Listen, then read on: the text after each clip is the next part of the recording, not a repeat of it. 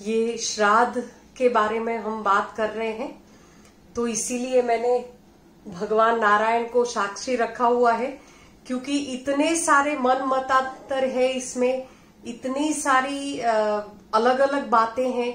अब मेरे से भी शायद बताने में कोई गलती हो जाए या मैं कुछ गलत भी बता दूं, तो इसीलिए मैंने नारायण को साथ में रखा है कि गलती का अगर कुछ भी हो जाए तो नारायण देख लेंगे। ये तो मेरा एक भाव है कि सबको श्राद्ध जरूर करना चाहिए। श्राद्ध पक्ष में अगर आप कर रहे हैं तो बहुत ही उत्तम है, और नहीं कर रहे हैं तो आप जरूर शुरू करिए, आपके बच्चों को भी करवाना शुरू करिए, क्योंकि श्राद्ध पक्ष में पितरुओं के लिए पितृ कार्य करना बहुत ही आवश्यक है।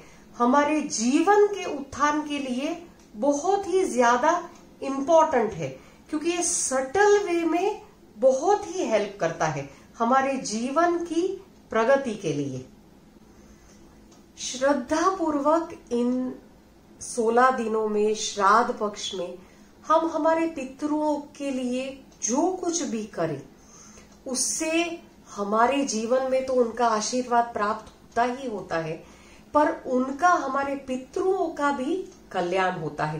कहते हैं कि हमारे पितरु, अगर किसी से कोई गलती हुई है, पाप कर्म हुआ है, अगर उनकी मृत्यु के बाद उनकी गति भी अगर कहीं पे रुकी हुई है या कहीं पे भी उनका आगे बढ़ना रुका हुआ है, तो भी उनके यहाँ पर पृथ्वी लोक में उनके बच्चों द्वारा किया गया श्राद्ध उनकी गति को भी आगे बढ़ाता है, उनके लिए भी कल्याणकारी होता है।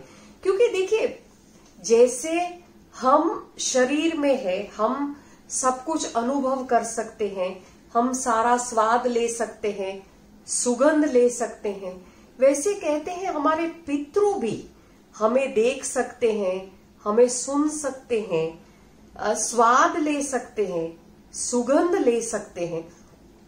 आप सोचिए ना, हमारे माता पिता, हमारे दादा दादी, हम उनके साथ खेलते थे, उन्होंने हमें पाल पोस कर बड़ा किया, सडनली एक दिन वो यहाँ से वो कहाँ डिसअपियर हो गए, बहुत बड़ा प्रश्न है।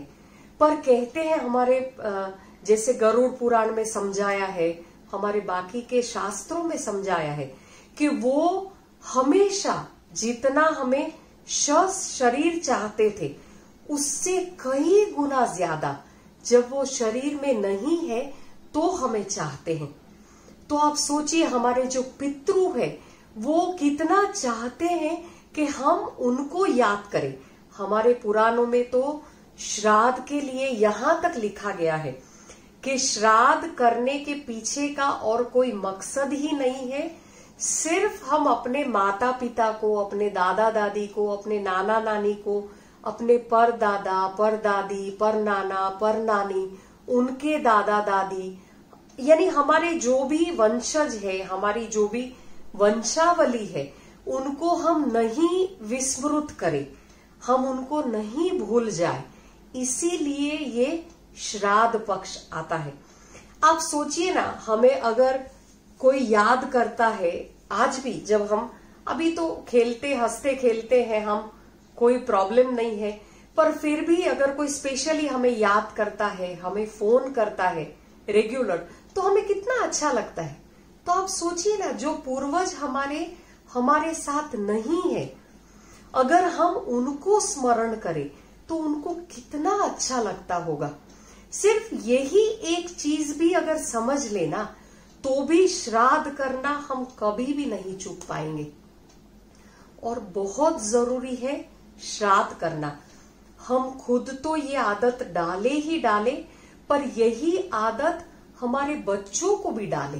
क्योंकि देखिए, एक मैंने एक जगह पर पढ़ा, ये लॉजिक मुझे बहुत ही कन्विंसिंग लगा, कि जैसे हमारे शास्त्रों में लिखा हुआ था और लिखा हुआ है आज भी कि सजातीय कन्या के साथ शादी करनी चाहिए, सजातीय कन्या के साथ शादी करने का क्यों कहा गया था कि हमारे जो भी रिचुअल्स है या हमारी जो भी परंपराएं हैं, वो जो व्यक्ति है अगर सजातीय है तो वो सारा अपने बच्चों में डालेंगे। यानी पर आज तो ग्लोबलाइजेशन का जमाना है, पर लोग इतने बुद्धिमान भी हो गए हैं कि अगर उनको समझ में आता है कि ये करना कितना वर्थ है तो वो व्यक्ति करना तुरंत शुरू भी कर देता है, ऐसा कुछ नहीं है। तो श्राद्ध करना इसीलिए जरूरी है। अगर आप सोचिए ना, हमारे जीवन में हम कितनी सारी गलतियां करते हैं, कितने सारे कर्म इकट्ठा करते हैं, कितने सारे पाप कर्म भी हम करते हैं। हम तो हिसाब रखते नहीं है क्योंकि हमारा जीवन तो ऐसे ऐसे ऐसे निकलता जा रहा है। हमारा तो कोई हिसाब है नहीं कि हमने क्या सही किया, क्या गलत किया, बाद में हमारे साथ क्या होगा, हमें कोई आइडिया ही नहीं है।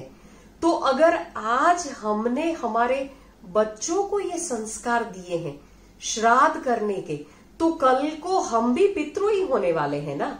तो हम जब पितृ होंगे, जब हम यहां से चले जाएंगे, जब हम ये शरीर छोड़ देंगे, तब हम डिपेंडेंट किसके ऊपर रहेंगे? हमारे बच्चों पर। आप सोचिए, हम बैठे बैठे, यानी शरीर नहीं है, आप कल्पना करिए ना, ये तो कल्पना भी करना बहुत शेकिंग है कि हम शरीर में नहीं है और हम देख रहे हैं हमारे बच्चे हमको याद भी नहीं कर रहे हैं। हमको याद करके ना ही वो तर्पण करते हैं, ना ही वो श्राद्ध विधि करते हैं, ना ही वो पिंडदान करते हैं। आप सोचिए, उसके कारण हमने जो कुछ भी पाप कर्म इकट्ठा किया है या जो कुछ भी हमारी आगे जाने में गति में अवरोधक हो रहा है, और हमारे बच्चे इतना भी ज्ञान नहीं रखते हैं कि हमारे माता पिता के लिए, हमारे दादा दादी, नाना नानी, उनके लिए हमें इतना ये 16 दिनों में उनके लिए कुछ करना चाहिए।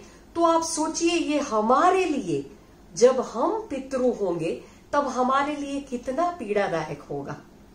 इसीलिए बहुत जरूरी है कि अभी से ही बच्चों को, अभी से ही ये संस्कार, देखिए कर्मकांड में ज्यादा उलझने का जरूरत नहीं है, पर हाँ डेफिनेटली ये जो श्राद्ध पक्ष का समय कहा गया है, आपको पता है श्राद्ध पक्ष में ऐसा कहते हैं कि हमारे पितृ हमें मिलने के लिए आते हैं और वो बहुत उम्मीद लेकर आते हैं कि हमारे बच्चे हमको याद करते होंगे। हमारे बच्चे, जैसे हमारे दादा दादी रहते हैं, नाना नानी रहते हैं, तो उनको जो कुछ भी पसंद है हम वो उनको खाना खिलाते हैं। खिलाते हैं कि नहीं खिलाते? तो जब शरीर में वो नहीं है तभी भी उनसे, उनकी तो हमारे लिए यही उम्मीद रहेगी कि हम जब उनको मिलने जाए तब वो हमें याद करे, हमारा मनपसंद भोजन बनाए, हमें याद करके प्रेम से हमको खाना खिलाए। क्योंकि फिर से वही बात हम याद करते हैं जो हमने पहले बात किया कि हमारा 1 साल पितृओं का 1 दिन समान है। जैसे सपोज के मान लीजिए, जैसे मेरे पिताजी का श्राद्ध प्रतिपदा का है, ठीक है। श्राद्ध जब शुरू होता है उसका पहला दिन उनका श्राद्ध रहता है, क्योंकि उनकी मृत्यु प्रतिपदा के दिन हुई थी, तो उनका श्राद्ध एकम के दिन यानी प्रतिपदा के दिन होता है।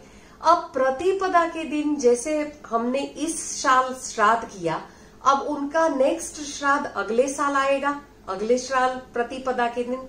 पर हमारा 1 साल गुजरा, पर उनका तो वो दूसरा दिन होगा नेक्स्ट ईयर। तो इसका मतलब है अगर आज हमने उनका श्राद्ध विधि किया है, आज हमने उनका तर्पण विधि किया है, आज हमने उनके नाम से पिंडदान दिया है, तो ये उनके लिए तो अगर हमने नेक्स्ट ईयर किया है तो उनके लिए तो दूसरे दिन हमने ये किया, फिर तीसरे साल हमने किया तो उनके लिए तीसरे दिन किया। और हम अगर हर एक साल कर रहे हैं, इसका मतलब है कि हमारे पितृ हर रोज हमारी ओर से तृप्त हो रहे हैं। ये बहुत सिंपल कैलकुलेशन है।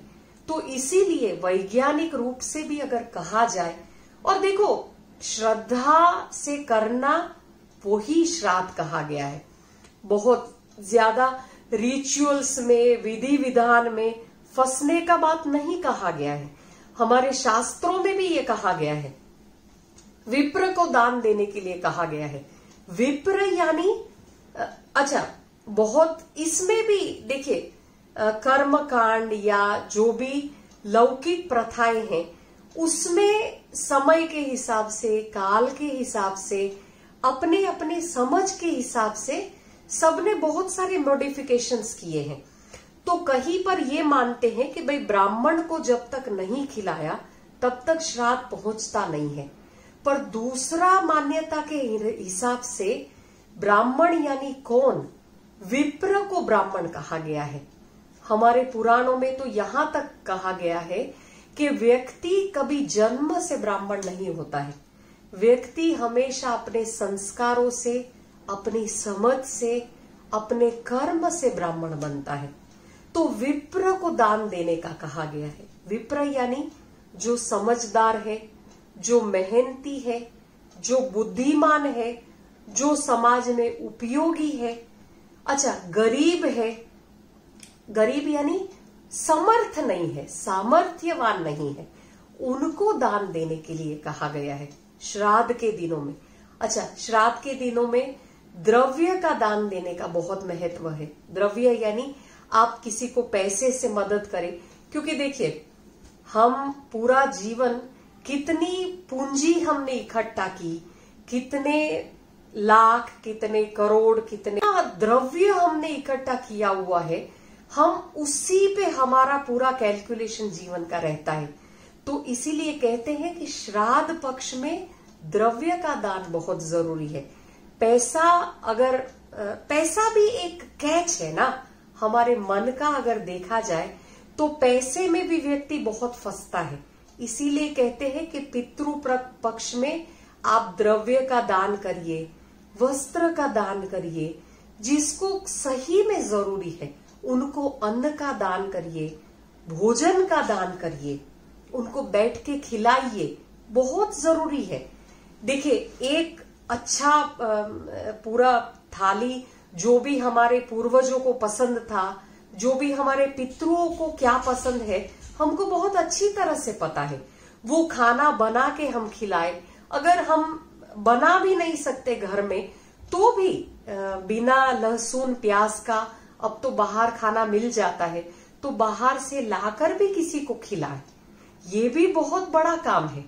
पर ये श्राद्ध पक्ष में एटलीस्ट अपने पूर्वजों को प्रणाम करके, उनको याद करके, तर्पण विधि भी बहुत आसान तरीका है, पर ये श्राद्ध पक्ष में उनको याद करके करना अति आवश्यक है। दोनों के लिए, हमारे जीवन में सुख, शांति, समृद्धि के लिए, क्योंकि आगे जैसे हमने पहले बात किया, ऋग्वेद में लिखा है, मार्कंडेय पुराण में जैसे लिखा हुआ है, हर एक में लिखा है कि सबसे बड़ा ऋण पितृ ऋण कहा गया है। तो पितृ ऋण को चुकाने के लिए हमें हमेशा तत्पर रहना चाहिए, और उसके लिए तो हमें ईश्वर ने, देवी देवताओं ने मौका भी दिया है ये श्राद्ध पक्ष का। मेरी चैनल को जरूर सब्सक्राइब करिए और बेल आइकन को जरूर प्रेस करिए ताकि सारे नोटिफिकेशन आपको मिले।